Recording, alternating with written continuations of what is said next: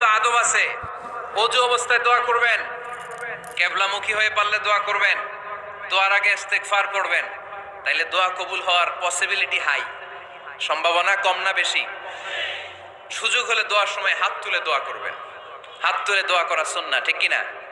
যে কোনো সময় দোয়া করলেই কবুল হয়, ঠিক কিনা? বিশ্বাস আছে নাকি একটু সন্দেহ সন্দেহ লাগে? যে কোনো সময় ডাকলেই তিনি শুনে, তবে ডাকার কিছু স্পেশাল টাইম আছে, ওই সময় ডাকলে বেশি শুনে।